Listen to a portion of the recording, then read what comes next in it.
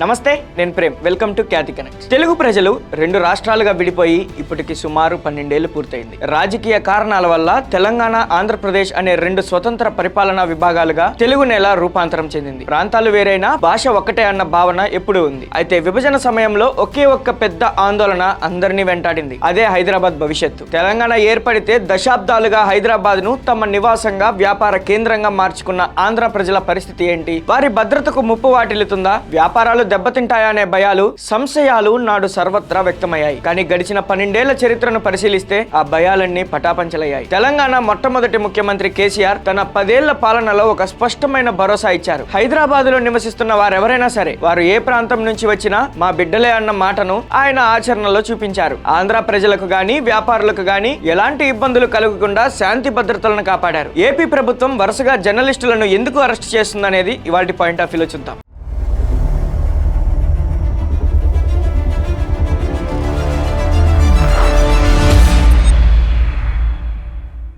ఆ తర్వాత 2.5 ఏళ్ల క్రితం తెలంగాణలో అధికార మార్పిడి జరిగి యనుమల రేవంత్ రెడ్డి ముఖ్యమంత్రి పీఠాన్ని అధిష్ఠించారు. నాయకత్వం మారినా విధానం మారలేదు. గతంలో ఉమ్మడి ఆంధ్రప్రదేశ్ లో ఏ రకంగా అయితే హైదరాబాద్ పై హక్కుతో, స్వేచ్ఛతో ప్రజలు వ్యాపారాలు, ఉద్యోగాలు చేసుకున్నారో నేటికి అదే వాతావరణం కొనసాగుతుంది. ఈ పరిపక్వతకు, సామరస్య పూర్వక వైఖరికి తెలంగాణ పాలకులకు, ఇక్కడి సమాజానికి ఆంధ్ర ప్రజానికం ఎల్లప్పుడూ కృతజ్ఞతలు తెలుపుతూనే ఉంటుంది. కానీ కాలం ఎప్పుడూ ఒకేలా ఉండదు. ఇటీవల ఆంధ్రప్రదేశ్ పాలకుల కొన్ని నిర్ణయాలు, చర్యలు మళ్లీ పాతగాయాలను రేపుతున్నాయా, ప్రాంతీయ విభేదాలను మళ్లీ తెరపైకి తెస్తున్నాయా అనే అనుమానాలు కూడా బలపడుతున్నాయి. తాజాగా తెలంగాణకు చెందిన senior journalist KV Reddy arrest ఉదంతం రెండు రాష్ట్రాల్లో తీవ్ర చర్చనీయాంశమైంది. ఏపీ పోలీసులు హైదరాబాద్ కు వచ్చి ఆయనను అదుపులోకి తీసుకున్న తీరు తీవ్ర విమర్శలకు దారితీసింది. ఒక జర్నలిస్టును చొక్కా పట్టుకుని ఈడ్చుకుంటూ వెళ్లడం ప్రజాస్వామ్య వ్యవస్థలో సరైనదేనా అని మేధావులు ప్రశ్నిస్తున్నారు. గతంలో కూడా, అంటే 2-3 నెలల క్రితం కూడా ఇదే జర్నలిస్టును ఏపీ పోలీసులు అరెస్ట్ చేశారు. ఆ సమయంలో తనపై 3rd డిగ్రీ ప్రయోగించారని సదరు జర్నలిస్ట్ ఆరోపించారు.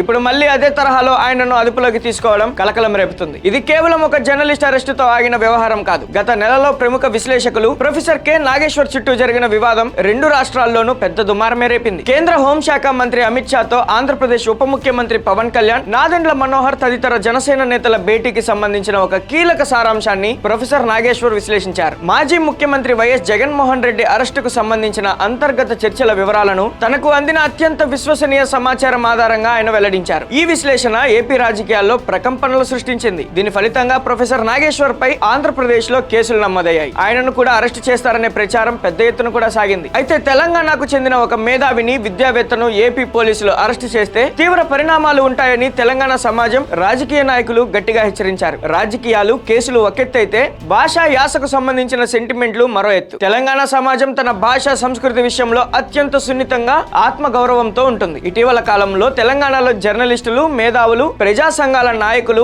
ఆధ్వర్యంలో వరుసగా అఖిలపక్ష సమావేశాలు జరుగుతున్నాయి. వీటన్నిటికీ కారణం ఏపీ పాలకుల తీరేనని వారు నిరసన వ్యక్తం చేస్తున్నారు. ప్రొఫెసర్ నాగేశ్వర్, కేవీ రెడ్డి వ్యవహారాలపైనే కాకుండా రాజకీయ నాయకుల వ్యాఖ్యలపై కూడా ఈ వేదికలు బగ్గుమంటున్నాయి. ముఖ్యంగా హైదరాబాద్ నుంచి AP deputy CM Pawan Kalyan చేసిన "తెలంగాణ మీ అబ్బ జాగీరా" అనే వ్యాఖ్యలపై తెలంగాణ సమాజం తీవ్ర అభ్యంతరం వ్యక్తం చేసింది. ఈ మధ్యన వస్తా ఉంటే నువ్వు హైదరాబాద్ లోకి ఎలా అడుగు పెడతావు? నీకు హైదరాబాద్ లో ఏం పని? ఇది నేను ప్రత్యేకించి చెప్తా ఉన్నా. మీరెవరైనా నన్ను బెదిరించడానికి, బెదిరించే వాళ్ళు మీ అయ్యే జాగీరా తెలంగాణ?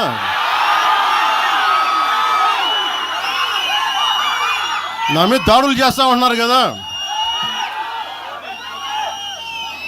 నాకు తెలంగాణలో బెదిరింపుల కంటే కూడా ఆంధ్రాలో బెదిరింపులు ఎక్కువ. నాకు విభజన గాయాల నుంచి కోలుకొని అన్నదమ్ముల్లా ఉంటున్న సమయంలో ఇటువంటి ఘాటు వ్యాఖ్యలు అవసరమా అనే ప్రశ్నలు కూడా తలెత్తాయి. దీనికి తోడు తాజాగా "ఇడుపు కాగితం" అనే సినిమా టైటిల్ పై పెద్ద వివాదం నడుస్తోంది. తెలంగాణ మాండలికమైన ఈ పదంపై కొందరు ఆంధ్ర ప్రాంతానికి చెందిన వారు సోషల్ మీడియాలో నీచమైన వ్యాఖ్యలు చేశారంటూ ఇక్కడి మేధావులు, ఉద్యమకారులు మండిపడుతున్నారు. పుండుపై కారం జల్లినట్లుగా ఈ వివాదాల మధ్య జర్నలిస్ట్ కేవీ రెడ్డిని మళ్లీ అరెస్ట్ చేయడం మరింత ఆగ్రహానికి కారణమైంది. ఈ మొత్తం వ్యవహారంలో మరో ఆందోళనకరమైన అంశం ఏంటంటే, ఏపీ పోలీసులు తెలంగాణకు వచ్చి వచ్చి ఇక్కడ వారిని అరెస్ట్ చేస్తున్నప్పుడు స్థానిక తెలంగాణ పోలీసుల సహకారం కూడా లభిస్తుండటం, దీనిపై ఇక్కడి రాజకీయ ప్రముఖులు, జర్నలిస్టులు తీవ్ర అసంతృప్తి వ్యక్తం చేస్తున్నారు. ఆంధ్రప్రదేశ్ ఇంకా తమపై పెత్తనం చెలాయిస్తోందని, అణచివేత చర్యలకు పాల్పడుతోందని తెలంగాణ సమాజంలో ఒక అంతర్గత అసంతృప్తి జ్వాల రగులుతోంది. ఇలాంటి చిన్న చిన్న సంఘటనలే రేపు పెద్ద రూపం దాల్చి మరోసారి ఆంధ్రప్రదేశ్ కు వ్యతిరేకంగా ఉద్యమాలు లేదా ప్రాంతీయ విద్వేషాలు తలెత్తే ప్రమాదం ఉందని విశ్లేషకులు హెచ్చరిస్తున్నారు. ఎవరో కొందరు పాలకులు, రాజకీయ నాయకులు తమ స్వార్థ ప్రయోజనాల కోసం తెలంగాణలో ఉన్న రేవంత్ రెడ్డి ప్రభుత్వాన్ని అడ్డం పెట్టుకుని ఇటువంటి దుశ్చర్యలకు పాల్పడితే